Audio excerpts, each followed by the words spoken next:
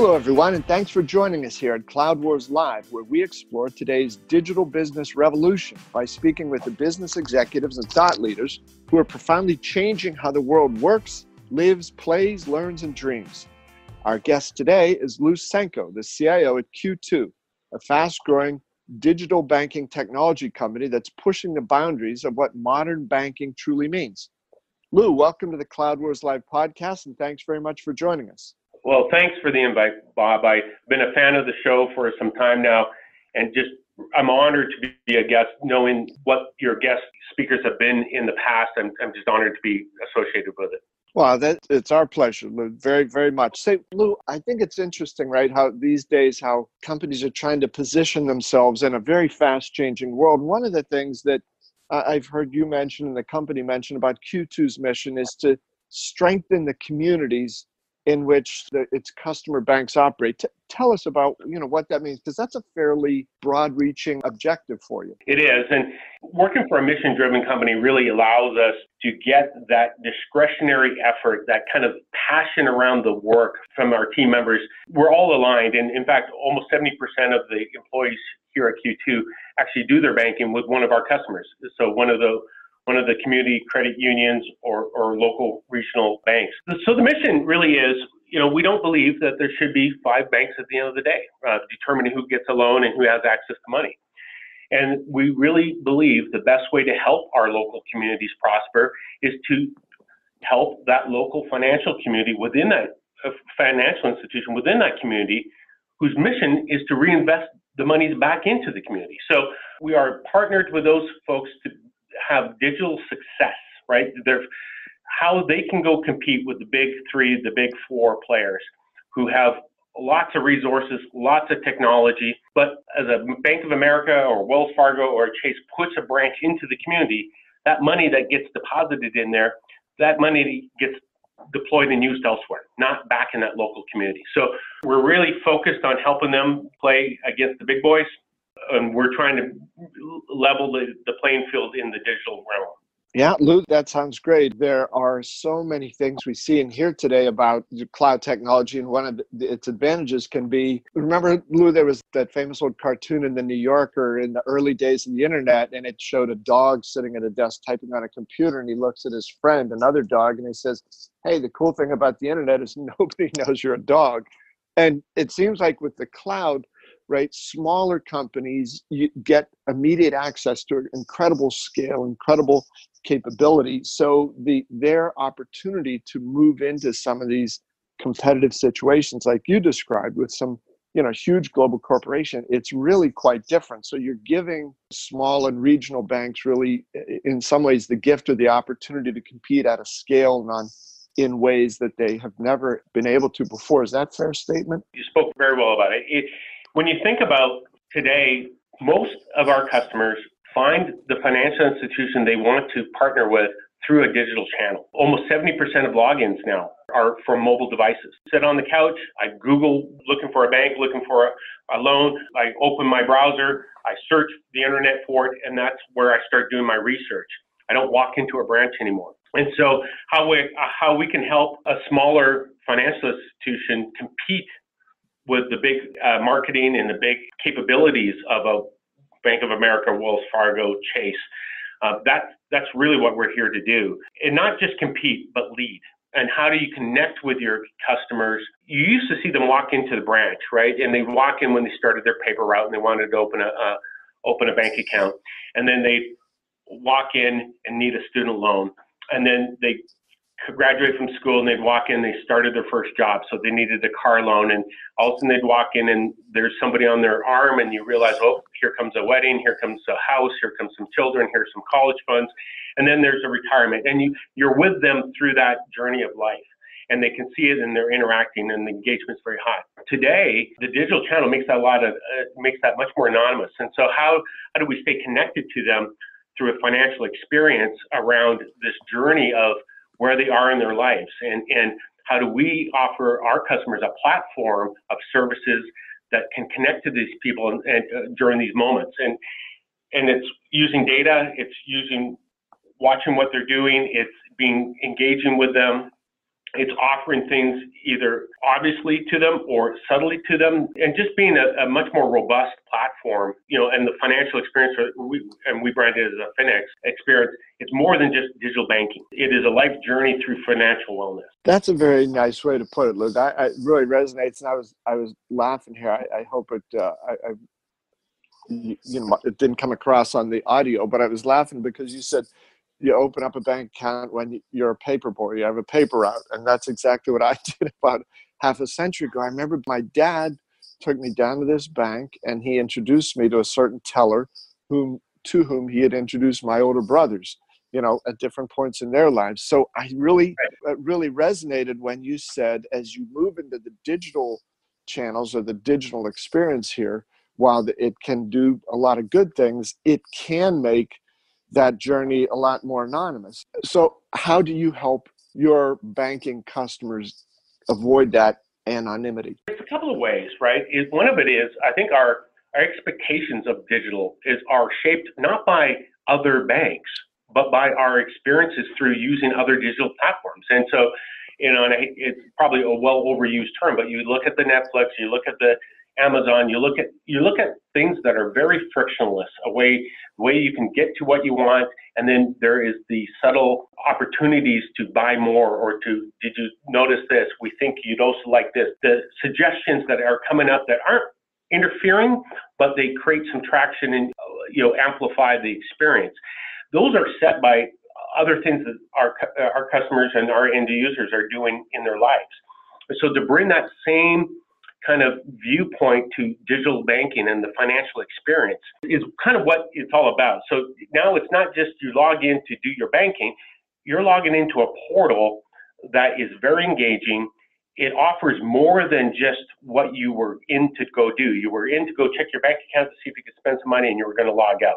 Hey, we can let that happen if that's what you want to do. But while you're here, why don't we take advantage of the eyeballs and put some other interesting things that are interesting to you? And using the analytics, and obviously we have a spigot into all the spend, we can tune the messaging to this specific person in this specific point in their journey. And so it resonates and obviously has a much higher adoption or ingestion rate of this. And it's not ads, but it's more about opportunities. And this opportunity resonates better because it's personalized to this experience. Lou, that's fascinating. And I want to ask you here, this popped into my head as you were describing that. I had a chance recently to speak with a senior executive at the biggest airline in Asia. And one of the things he was saying was when he started there a few years ago, everybody was saying, we win because we're the best at customer service.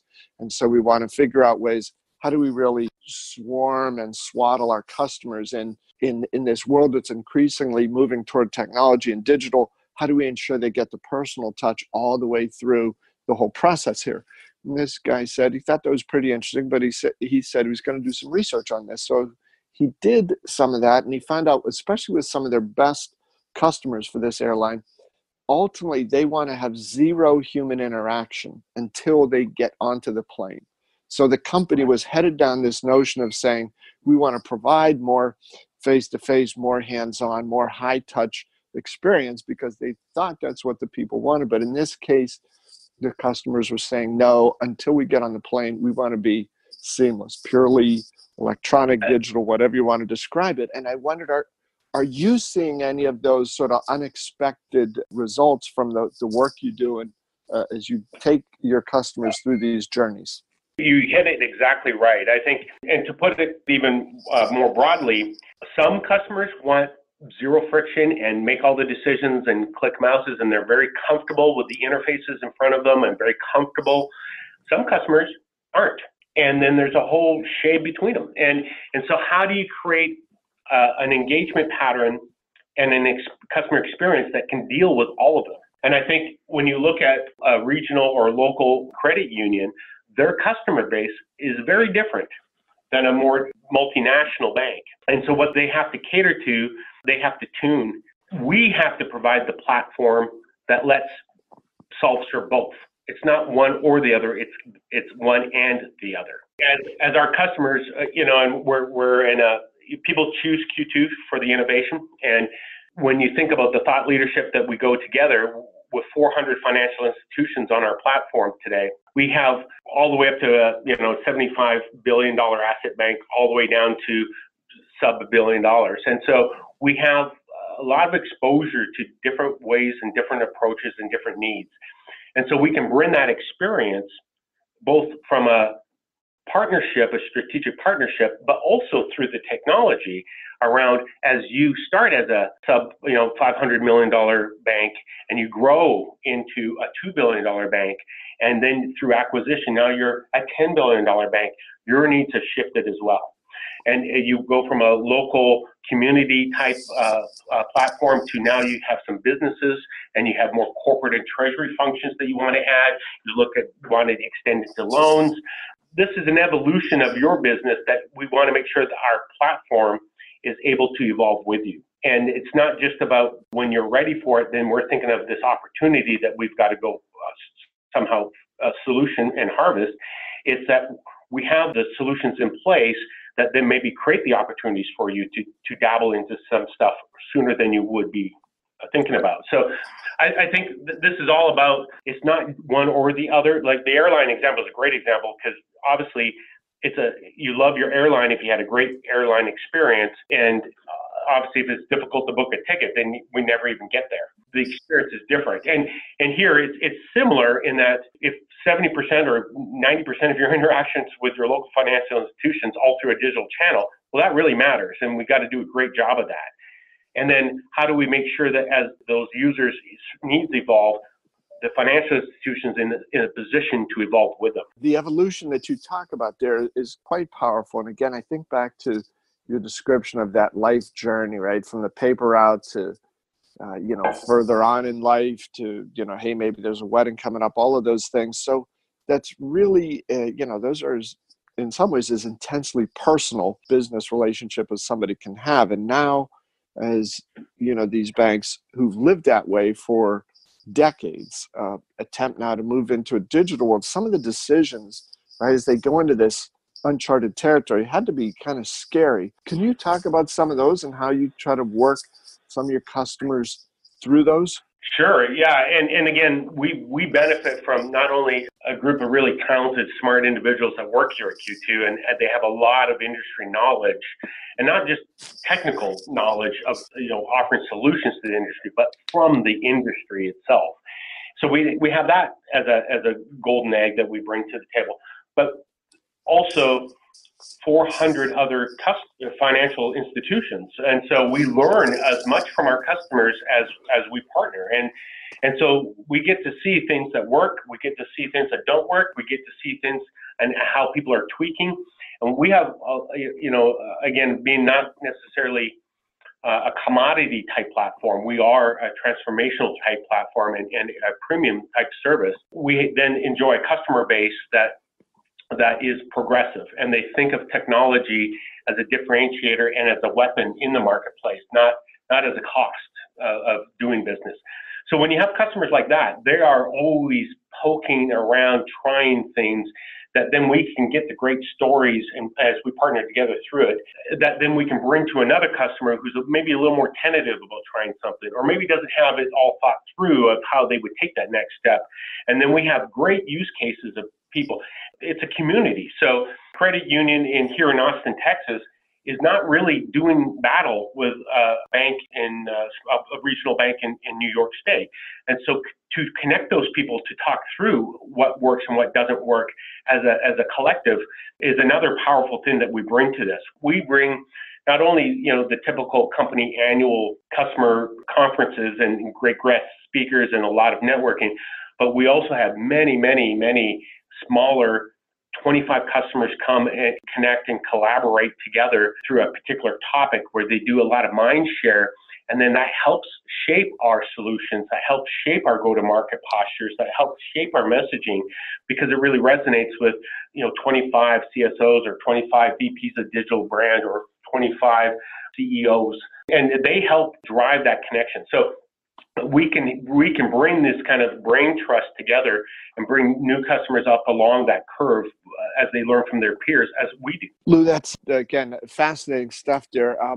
Lou, you spoke early on about the war for talent in some ways and the need for your company and particularly your customers to continue as this evolution happens in banking to look for different sorts of people. What are the new types of skills and what are some of the new hunting grounds that you're looking at to try to find these new age bankers? Great question. I mean, the war for talent, I mean, it is a people business, and it's multi-layered here at Q2 in that not only are we looking for talented, passionate people that are mission aligned with us, but people work for people, and so our development of those people into leaders and into managers and into people that can have an amplified impact, that really, really matters. And so we're really focused on development of the individual once they join Q2. Our culture is one of the things that separates us. Q2, the brand, it's on the building, but a lot of people don't know who Q2 is. And I'm here in Austin, so I get the blessing of a fairly tech-savvy community, but I also get the blessing of Amazon, Google, Microsoft. All the competitors are here for that same talent, and they carry a lot more name cachet than I do. But my biggest selling point here is that we've been best place to work, 8 years in a row here in Austin. We've been on that list, and most of our employees have a best friend at work, and they recommend their friends join Q2. And so it comes with that strong kind of recruiting from within. So with that said, we are constantly on this organizational development. And I'll just use my own hosting team as an example. When I first started here, we had, and that was about 6 years ago, we had the typical data center infrastructure teams. And new technology was rolling in the door as fast as we could go. We had about 240 servers when I first started 6 years ago. Today, we have over 10,000. We had about 1 million users on the platform. Today, we have 13 million users on the platform. So tremendous growth. And not only growth, but improvements in availability, improvements in performance, improvements in quality, improvements in end user experience, all along that journey as we're growing and scaling. So, the skills that we hired for back in those days were the typical data center, iron type skills. What we've realized, what we're really looking for is people with trajectory, because I'm going to replace that technology, and that's all going to be different within 12 to 24 months anyways. So we need people that have a trajectory of learning and a trajectory of kind of being engaged and passionate about what they're trying to do with this technology. And that is what transcends the technology evolution versus, you have a particular skill set on a particular piece of gear, and now that's been replaced by software. So now what do you do? And as we're hiring, and of course we're hiring like 250 people a year. So I was employed 286 back 6 years ago. Now we're up at 1,200 people. So as we hire like that, I don't always know what the job will look like in 2 years. I know it'll be different.